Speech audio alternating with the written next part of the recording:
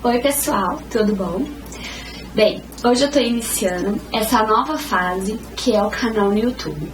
Para vocês que já me acompanham no Instagram, no Facebook e no blog, agora nós temos mais esse canal onde eu vou compartilhar mais experiências com vocês. Então, vocês que me acompanham, não deixem de curtir o canal e curtir o vídeo e se inscrever no meu canal, tá bom? E aí você vai acompanhando as novidades que eu pretendo estar postando sempre vídeos novos pra vocês. Então, nesse primeiro vídeo, eu quero compartilhar com vocês uma experiência que foi muito marcante na minha vida. É um assunto que, assim, me motivou a estar fazendo blog. E também é o que eu mais recebo perguntas, pedindo ajuda, informações, que foi sobre o bebê que eu perdi. Então, eu vou, assim, o assunto é um pouco extenso e tem várias coisas que eu quero falar com vocês. Então eu vou dividir. Nesse vídeo eu vou falar só como que foi a perda e como que eu superei isso. Depois eu vou fazer um outro vídeo explicando pra vocês como foi a gravidez do Thiago Júnior, que aí foi um outro processo, tá? E depois eu também quero fazer um vídeo falando pra vocês sobre a minha experiência com a amamentação, que também foi algo assim bem marcante na minha vida. Então, nesse primeiro vídeo eu vou falar sobre como foi que eu perdi o bebê. Então eu vou começar contando como que foi o dia, como que aconteceu. Então, eu tenho um rascunho aqui que eu fiz pra ajudar. Pra eu não esquecer de nada, eu fiz um rascunho aqui, então eu vou acompanhar aqui pra eu não esquecer. Então, como que foi, né, esse dia? Então, foi um dia super tranquilo, eu tava trabalhando e eu tinha, também tava fazendo pilates, né, que era bem bom, assim, ótimo pra grávida tá fazendo pilates, alguma atividade física. Então eu tava fazendo um pilates bem tranquilo, e na segunda-feira eu tinha ido pro pilates, eu tava super bem.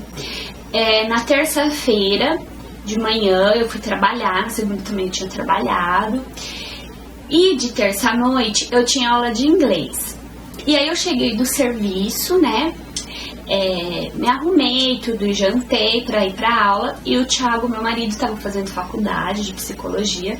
E aí nesse dia ele foi pra faculdade. E eu lembro que quando ele saiu pra faculdade, eu falei pra ele: ai, Thiago, eu tô sentindo uma cólicazinha, mas bem leve, não deve ser nada, né? E daí ele falou: qualquer coisa manda uma mensagem pra sua médica e qualquer coisa você me liga.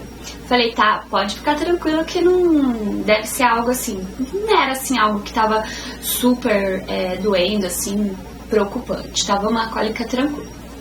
E aí então o Thiago foi pra faculdade e eu fui pra aula de inglês. E daí eu cheguei na aula de inglês, aquela cólica foi ficando um pouquinho mais forte, Aí eu, lá no inglês, tem umas umas meninas, né, que ficam lá, e elas todas já tinham bebezinhos. Então eu perguntei pra elas: quando vocês estavam grávidas, vocês sentiam cólica e tal? E elas: eu senti um pouco, é normal, fica tranquila, né, se você estiver preocupada, manda mensagem pra sua médica. Só que aí a dor foi ficando pior. Daí eu lembro que eu saí da aula e tava mandando mensagem pra médica, esperando ela responder, mas aí ela não respondia. E a dor foi complicando e eu ficava toda hora indo no banheiro pra ver se tinha algum sinal, se tava sangrando. Daí eu lembro que era perto das 9 horas da noite, foi que tinha um pouquinho de sangue, bem pouquinho assim. E aí eu falei assim: bem, acho que agora é melhor eu ir pro hospital. Aí eu fiquei um pouco nervosa, eu lembro que eu fiquei com vontade de chorar, assim, mas aí eu falei: não, calma, né, vamos lá, às vezes não é nada. Daí eu lembro que, né, o meu professor de inglês, o Paulo, a gente chama ele de Mr. Piedade, ele queria me levar pro hospital. Eu falei: não, fica tranquilo, pode deixar, você só me leva lá na igreja, que era perto, meu sogro e minha sogra tá lá, eu peço pra eles me levarem. Porque eu não tinha conseguido falar com meu pai, eu não queria apavorar minha mãe, o Thiago tava na faculdade, e daí quem tava mais perto ali era meu sogro e minha sogra e minha cunhada. Daí a gente foi pro hospital. E como a minha médica, ela dá plantão também lá no hospital da PUC, então eu fui pro hospital da PUC em Campinas, que lá ela já tinha me orientado que se eu tivesse alguma complicação, alguma coisa, era sempre pra ir pra lá. Então daí eu fui pra lá. Eu tinha convênio, né, nessa época também. E cheguei lá, já tava com bastante dor. Daí demorou um pouco pra ser atendida, cerca de 20 minutos, meia hora. Daí eu não tava aguentando mais, a cólica foi ficando muito, muito forte. E eu falei, moço, eu não tô aguentando mais, eu preciso que a médica me atende agora. E daí eu lembro que daí a médica tava fazendo um parto, a médica do plantão, enfim, daí eles me deitaram numa maca, daí a hora que a médica apareceu, né, ela me examinou, fez o toque, e aí ela falou assim, olha, Natália, você já tá com dilatação total, você tá em trabalho de parto, e você tá indo agora pra mesa de cirurgia, pra sala de cirurgia, porque o seu bebê já vai nascer, e eu vou chamar o parente seu que tá aí, pra você deixar seus pertences e tal, e aí minha sogra veio, né, eles foram chamar ela, minha sogra veio, e aí eu lembro que minha sogra falou assim, fica tranquila que vai dar tudo certo, e eu lembro que eu, tipo, já tinha percebido já que eu tava perdendo o bebê, e daí eu lembro que eu virei pra ela e falei assim, não vai dar certo, eu tô perdendo o bebê. Daí eu lembro que ela falou assim, não, tenha fé, que Deus é maior, vai dar tudo certo, a gente tá aqui orando. E aí eu fui pra sala de cirurgia, e eu acho que, eu tomei anestesia, e daí ela falou, né, vai fazendo força e tal, aí minha bolsa estourou, né, eu lembro que eu escutei o barulho da bolsa estourando, o líquido saindo, só que aí começou a ficar complicado, e daí a médica virou e falou assim pra mim, olha, Natália, a sua bolsa estourou, e depois que sua bolsa estourou, o seu colo fechou novamente. E o bebê não tá saindo, não vai sair. A gente tem duas opções. Ou você faz uma cesárea, agora a gente faz uma cesárea e tira o bebê. Ou você espera e até amanhã a gente vai te dar medicação pra você ter contrações de novo, e aí amanhã de manhã provavelmente já dá pra tirar o bebê. Aí ela falou assim, mas pra nós aqui, né, como médico, eu tenho que te dizer que pra nós já é considerado um óbito fetal, né? Você tá perdendo o bebê, porque ele é um bebê muito, muito novinho, né? Você não tem nem 24 semanas ainda de gestação, que eu tava com 23 semanas e 4 dias. Então, é um bebê que, assim, provavelmente não vai sobreviver, né? Ele não tem pulmão formado, nada, é bem complicado. E eu falei assim, então o que você sugere, né, como médica? Ela falou, olha, eu não sugiro você fazer a cesárea, porque você vai, né, fazer um corte, você pode prejudicar para uma próxima gravidez, é um procedimento que sempre tem risco, né? Eu sugiro você esperar até amanhã, né, e é isso. E a gente não conseguiu, aí ela falou, né, que ela não tinha conseguido falar com a minha médica, mas que a minha médica não ia poder estar ali, né, mas que ela tinha passado tudo pra minha médica. E aí eu optei por isso, por esperar até o outro dia. E assim, esse momento lá no hospital foi um momento assim bem difícil, porque depois disso eu fiquei numa sala de pré-operatório. É uma sala onde ficavam as grávidas que estavam esperando pra ganhar o bebê. E eu lembro que tinha até uma moça lá comigo, que ela tava tendo bastante contração também, ela tava aguardando pro bebê dela nascer. E nessa sala não podia receber visitas, não podia receber ninguém. Então eu fiquei ali sozinha. Aí eu lembro que meu marido, eu insisti muito, e aí eles permitiram meu marido entrar lá, mas foi por um período bem curto. O Thiago entrou com aquela roupa toda de enfermeiro, com touquinha na cabeça, nos pés, tudo. Ele só pôde ficar 10 minutos. E aí foi muito triste, né, porque eu fiquei aquela madrugada toda ali, e assim, eu ainda não senti o bebê mexer muito nessa fase, sabe? Só que ali, naquela hora no hospital, minha barriga enrijeceu, sabe? E quando eu passava a mão, assim, eu sentia altinho, assim, né? O que era minha filha, eu sentia ela. Então foi muito triste, eu passei aquela madrugada toda colocando com a mão ali na barriga, sentindo ela e sabendo que ela não ia sobreviver, né? Que eu não ia poder ter ela. Então foi um momento muito difícil aquela madrugada. E lá por umas 4... Tô emocionada. E lá por umas 4 horas da manhã, eu comecei a ter contração de novo e foi uma dor terrível, foi uma dor muito forte. E eu sentia que eu tava sangrando muito e a médica vinha e nunca tava no tanto certo. Aí eu lembro que foi por volta de umas 6 horas da manhã, eu cheguei pra médica e falei assim, eu não tô aguentando mais, eu preciso não sei, não tem mais remédio, eles já tinham me dado os remédios mais fortes que tinha, não podia dar de novo, eu não tava aguentando mais. Ela falou, não, tudo bem, eu lembro que ela ainda falou, você já sofreu bastante, eu vou dar um jeito a gente vai tirar já tá com a dilatação boa. Aí eu tomei anestesia de novo e foi muito, muito, muito dolorido. Eu lembro que eu não conseguia nem sentar de tanta dor. E aí eu tomei anestesia de novo, fiz, né, lá a força que tinha que fazer, e aí o bebê nasceu. E aí, né, como ela já era de se esperar, né, a neném já nasceu sem vida, né, e foi isso. Aí eu fui pro quarto, e aí esse foi um momento meio estranho, de eu ir pro quarto. Então aí foi um momento meio esquisito.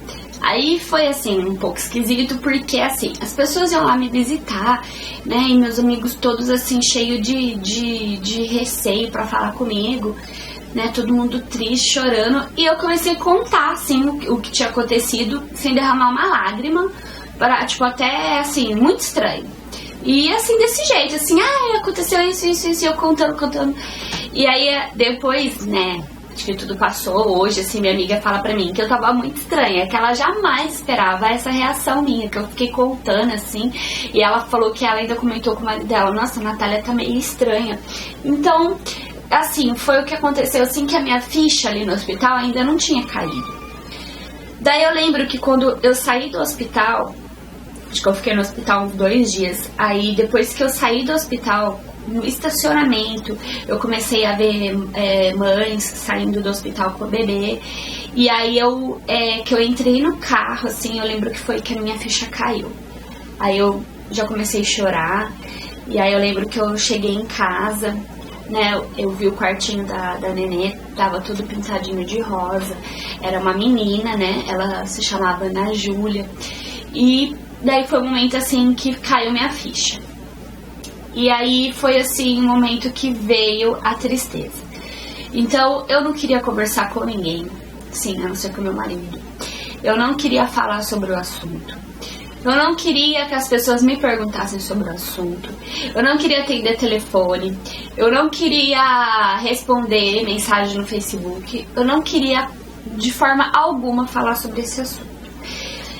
Eu tive o meu momento com meu marido, claro que a gente conversou sobre o que tinha acontecido, mas eu só queria conversar ali com ele, sabe? Eu não estava preparada para conversar sobre isso com ninguém. Então, foi um momento, assim, que meu marido me ajudou muito, sabe? Ele que atendia os telefones, ele saía, assim, de perto pra eu não ouvir. Ele atendia os telefones, ele respondia o Facebook, ele dava atenção para as pessoas. E então, nesse momento, foi muito importante o respeito das pessoas, assim, foi muito importante as pessoas respeitarem esse meu momento, entendeu? Porque eu não tava preparada pra falar disso. Se eu tocasse nesse assunto, eu já começava a chorar, me desmoronava ali, entendeu? Eu não tava preparada ainda pra falar sobre o que tinha acontecido. E então foi um momento que foi muito importante, esse respeito, sabe? Respeitar esse tempo. E eu lembro que nessa semana que eu cheguei do hospital foi o aniversário da minha avó. Eu não queria ir, porque eu não queria que ninguém tocasse no assunto. Mas aí meu pai avisou todo mundo. E tipo, a família super respeitou isso, sabe? Ninguém tocou no assunto. Então assim, foi isso, é muito importante. Então assim, algo que é importante para você superar isso é o apoio da família nesse momento, o apoio do marido e principalmente respeitar esse tempo. Você precisa ter esse seu tempo de parar, de refletir sobre o que aconteceu, sabe? Tem que ter ali o seu momento de chorar, de pôr pra fora tudo aquilo que a dor, a tristeza, sabe? Eu questionava assim nesse momento, sabe? Eu tô olhando aqui o roteiro. Então, nesse momento, eu questionei a Deus, sabe? Falei, por que isso foi acontecer comigo? Por que tinha que ser justo a Ana Júlia? Porque desde quando eu e o Thiago namorava, a gente tinha as cartinhas que a gente escrevia um pro outro, e a gente já falava que se a gente tivesse uma filha ia chamar Ana Júlia, um filho que ia chamar Thiago Júnior. Então, eu falava, por que logo minha primeira filha? Por que Deus? Então, foi um momento, assim, difícil. Eu passei por este luto, né? Foi um luto de chorar, de questionar, de ter ali o meu momento de ficar sós comigo mesma e refletindo sobre o que tinha acontecido. E eu lembro que eu queria sumir, sabe? Se eu queria viajar, ir pra algum lugar, mas aí aconteceu algo assim também que me impediu disso, isso porque me deu mastite. No dia seguinte que eu cheguei em casa, eu já comecei a ter febre, muita dor, os seios estavam ardendo. Aí eu fui pro hospital novamente. Eu cheguei lá e o médico falou, ó, você tá com leite, né? Porque foi um parto normal, né? Então o organismo, o corpo é muito inteligente, né? Já deduziu ali que eu tive um bebê, então já mandou a mensagem, já comecei a produzir leite. E aí eu tava com muito leite, né? E aí eu tive que tomar medicação, tomar pra parar. Não podia, assim, ficar tirando leite, porque senão, se eu ficasse ali tirando, ia ter cada vez mais. Mas tinha que massagear para desempedrar, porque ficou muito empedrado. Tinha que todo dia fazer massagem bem forte, era bem dolorido. Usei uma faixa bem apertada, acho que por uns 20 dias. Não podia deixar cair água quente. Então foi um pouco complicado, e por causa disso eu acabei não viajando, porque eu falei, vai que piora, que eu tenho que ir pro hospital, então melhor eu ficar por aqui mesmo. Então aí eu fui na médica, a gente conversou sobre o que tinha acontecido, e ela falou que como a forma que foi muito rápido. Quando eu comecei a ter cólica, tipo, em 4 horas eu já tava com dilatação total. Então, pela forma que aconteceu, não tinha que ser feito. E assim, pelas circunstâncias, como aconteceu, ela achava que eu tinha incompetência estímulo cervical. E aí ela me explicou o que era incompetência, né? Que é um colo do útero que ele é fraco, ele não tem força para segurar o bebê. Então, quando o bebê fica com um certo peso, né? Que geralmente ocorre entre 18 e 24 semanas. No caso, eu já tava com 23 semanas. Então, quando o bebê fica com um certo peso, o colo não tem mais força para segurar e ele abre de vez. Então, ela achava que foi isso que acontece, que eu tinha esse problema. E aí ela já me explicou, ó, que na próxima gravidez eu teria que ser uma gravidez de risco, teria que tomar mais cuidado, fazer repouso, né? Ela falou assim, mas depois a gente, né, passava os detalhes. E ela pediu que depois de 60 dias eu fiz um exame que chama Bela de Agar, que acho que é isso. E aí esse exame, ele ia ajudar a ver se era incompetência estímulo cervical ou não. E eu fiz e deu que era assim a incompetência. Ajudou a ela dar esse diagnóstico. Então, depois que eu conversei, então eu sabia o que eu tinha, veio aí também que eu recebi, né, a biópsia do bebê, porque daí eles fazem uma biópsia, tudo, e lá tinha o peso, o tamanho, tudo. Então aí, foi ela que me deu, inclusive, a biópsia. Então aí depois disso começou uma outra fase, a fase de pesquisar no Google. Então aí veio a fase de pesquisar no Google, e eu pesquisava. Bebê de 24 semanas que sobrevive. bebê de 24 semanas, bebê de 350 gramas que sobrevive, bebê de 400 gramas que sobrevive. E comecei a querer ver imagens, porque no dia eu não quis ver o bebê, porque eu achei que era melhor, porque achei que aquilo ia me chocar muito, então eu não quis ver. Sei lá, é uma coisa muito pessoal, já teve um momento de eu me arrepender, depois eu falei, não, foi melhor, depois eu vi fotos na internet de bebês dessa idade, então eu achei que foi melhor, assim, acho que, não sei, ia ter sido muito chocante pra mim. Então, foi essa fase de pesquisar na internet, que não é bom, mas eu não vou falar pra você, não faz isso, porque eu acho que não adianta, é do ser humano, não sei, acho que a maioria das pessoas acabam fazendo isso.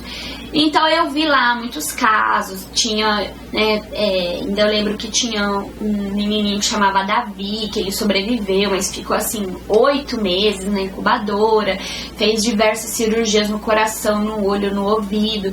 Então assim, eu vi que um bebê prematuro, assim, com uma prematuridade assim como essa, né, de não ter nem 6 meses, é muito difícil o desenvolvimento, entendeu?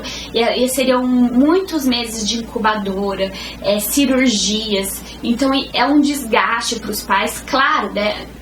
Maior alegria o bebê sobreviver, mas existe um grande risco do bebê morrer.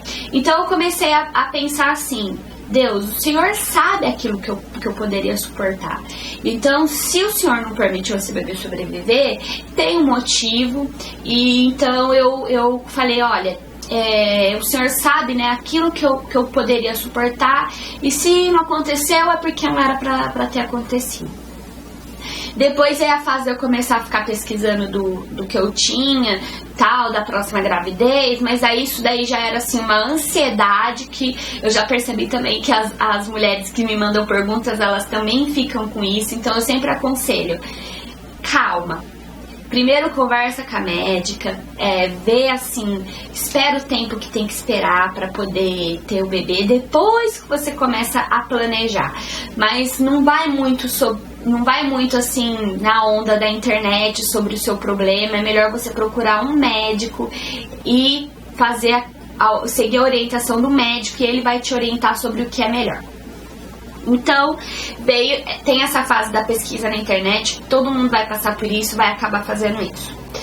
E depois, de alguma forma, eu comecei a me sentir culpada. Não sei porquê também, mas acho que é automático, né? A mãe, ela sempre se culpa. E eu fiquei me perguntando, será que eu fiz alguma coisa? Será que foi de eu ter ido pro Pilates? Ai, não sei, será que... Nossa, se eu tivesse visto que aquela secreção que tinha saído já era e eu tivesse ido no hospital, talvez daria tempo. Mas é o que a minha médica falou, não tinha o que ser feito, era pra ser assim. Então, eu não tenho culpa, foi algo que aconteceu involuntariamente, não foi por causa de algum exercício que eu fiz, não. Esse problema que eu tinha, não tinha como evitar. E quem tem incompetência em estímulo cervical só tem como saber que tem. Não tem um exame que você faz quando você está grávida, antes de você engravidar. É um diagnóstico que ele só vem depois de perdas, assim, de abortos, né, de nascimento de bebê prematuro. Aí que dá para dar esse diagnóstico. Então, antes disso acontecer, não tem como saber. Então aquilo me ajudou a eu parar de me sentir culpada. E aí eu comecei a procurar assim, esperança em outros casos, sabe? Eu comecei a ver ao meu redor mesmo, assim, pessoas que eu conhecia, que tinham perdido vários bebês e hoje estavam lá com a sua família, com seus filhos, mulheres que não desistiram, né, de ter o seu bebê e que tiveram fé. Então foi aí a hora que eu comecei a buscar a fé, buscar a esperança, né? E assim, eu não sei qual que é a sua fé, né? Mas eu sou cristã, e então eu busquei a minha fé em Jesus Cristo mesmo. Comecei a orar e pedir pra Deus que fosse no tempo dele, né? Porque às vezes a gente fala assim, eu quero engravidar. né? Mas a gente para pensar assim, Deus, eu quero engravidar, mas que seja no teu tempo, que o Senhor faça a tua vontade, desde o começo já cuida da minha gravidez, sabe? Eu não tinha feito isso, sabe? Eu fui lá, falei, eu quero engravidar, mas não foi aquela coisa assim que antes do planejar eu já entreguei nas mãos do Senhor, não.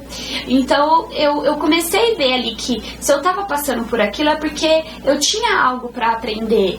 E então foi um momento assim que eu permiti que o Espírito Santo de Deus me consolasse. Então eu queria deixar assim, lembrar de uma passagem, né? Que isso também me marcou muito, porque eu lembrei da história de Ana, né? Que Ana, ela não conseguia engravidar. E ela pediu lá em 1 Samuel 1, né, a Ana faz uma oração e ela pede a Deus para que ele conceda a ela a bênção de ser mãe. E ela fala que se ela for mãe, né, que se Deus permitisse isso, ela daria o filho dela ao Senhor. Então eu comecei a orar, falei, Deus, que minha próxima gestação, o Senhor, né, me permita que dê tudo certo, o Senhor esteja comigo, o Senhor capacite a minha médica para cuidar de mim, para me ajudar. E assim, e eu já, desde o começo, falei, Deus, e essa criança eu vou entregar ela pro Senhor e eu creio que o Senhor vai cuidar dela. Então, assim, eu me permiti ter esperança, eu me permiti sonhar com um novo bebê, eu me permiti eu me permiti que o Espírito Santo de Deus me consolasse, eu me permiti, assim, sair do luto. Porque tem pessoas que elas não querem sair do luto. Eu percebo que assim, tem pessoas que perdem bebê e mulheres que, assim, deixam o casamento, não aceitam o consolo do marido, às vezes o casamento até termina porque perdeu o bebê, não aceita o consolo da família. Então, assim, você tem que passar pelo luto, chora, põe tudo pra fora, mas tem uma hora que você tem que se permitir ter esperança, que você tem que permitir que a fé, a esperança entre novamente no seu lar. Isso que vai ajudar você começar a ver as pessoas que deram certo e não desistir. Isso vai ajudar você, porque vai ser uma longa caminhada, não vai ser fácil, né? Pode acontecer de novo? Pode, mas se acontecer... Eu falava, Deus, se eu perder mais um, tudo bem, eu não vou desistir, eu vou tentar, né? Eu lembrei de uma moça que eu conhecia, que ela tinha perdido acho que uns 4 bebês e hoje ela tava lá com 2 filhos lindos, abençoados. Eu falei, Deus, eu não vou desistir. Então você precisa tomar essa decisão. Você precisa tomar essa decisão de sair do luto, de buscar, de olhar pra frente e ter esperança, né? E lá também no livro de Mateus, no versículo 2, fala fala assim que depois você lê lá, você que tem fé aí, que lê sua Bíblia, mas a palavra de Deus fala que quando Herodes soube do nascimento de Jesus, ele mandou matar todas as crianças, né, menores de 2 anos, e que houve um grande choro que dava para se ouvir em Belém, que era o choro de Raquel, que tinha perdido os filhos e que ela não permitia ser consolada. Então, se você não permitir ser consolada, não vai passar, né? Nós precisamos permitir que o consolo venha, né? E a palavra de Deus, ela fala que o Senhor, ele enviou o Consolador, né? E lá em Romanos 8:26 fala que o Espírito do Consolador que nos ajuda em nossas fraquezas. Então é um momento que estamos fracos, é um momento que precisamos de ajuda, que não temos forças por nós mesmos, mas a gente tem que aceitar a ajuda da família, a ajuda do esposo, a ajuda dos amigos, olhar pra frente, ter esperança para superar esse momento. E assim, não é que você vai assim esquecer o que aconteceu, esqueci, pronto. Não é isso.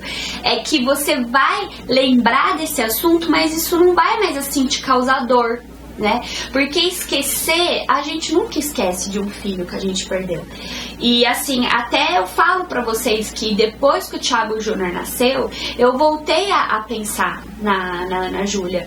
Parece que depois que o Thiago Júnior nasceu, o meu amor de mãe, parece não, aumentou mais. Porque assim, quando a gente tá grávida, a gente fala, eu amo meu filho, eu amo.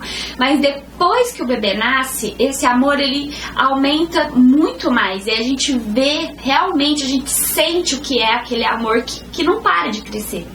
Então, depois que o Thiago Júnior nasceu, a lembrança da Ana Júlia me veio de volta. E eu pensei algumas vezes nela, sabe? Às vezes ainda penso. Às vezes eu olho o Thiago Júnior e penso assim, como será que a Ana Júlia seria? Será que ela seria parecida com ele? Né? Será que ela seria parecida com ele? Será que... Sabe assim, você começa a lembrar. Então, depois que o Thiago Júnior nasceu, eu pensei bastante nela. Só que assim, é um pensamento que não me traz mais aquela dor, aquela amargura, não. É um pensamento de saudade, né? Assim, é um pensamento de um momento bom, um momento feliz, que eu amei ela, que ela existiu, porque ela existiu. Ela existiu por quase 6 meses, mas ela existiu dentro de mim.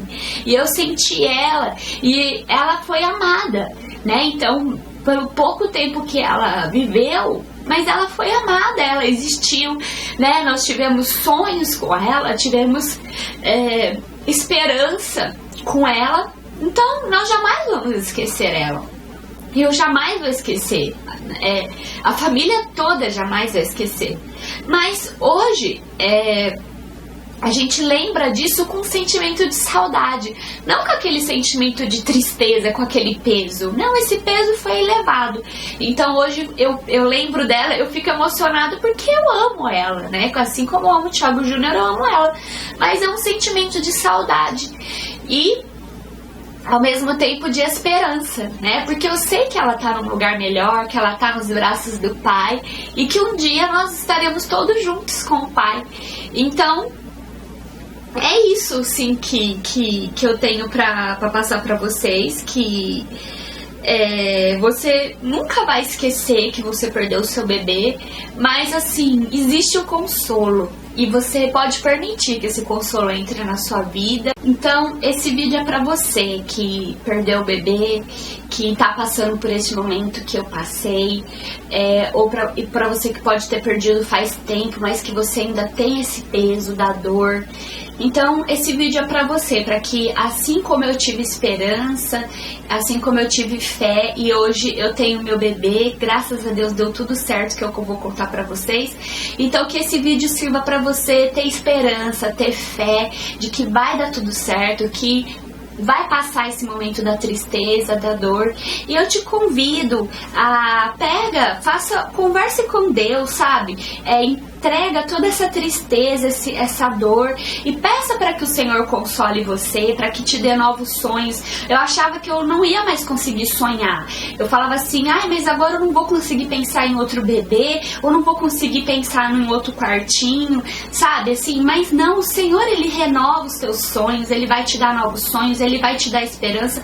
É algo que não tá em nós, essa força, mas o Senhor nos dá essa força, o amor dele nos dá essa força, o amor da família nos dá essa força. Então, assim, se apegue mesmo à sua família, à sua fé, e permita ter essa esperança, que essa esperança vai trazer para você um novo tempo, um tempo bom, um tempo de alegria, e você vai ter seus filhos em nome de Jesus.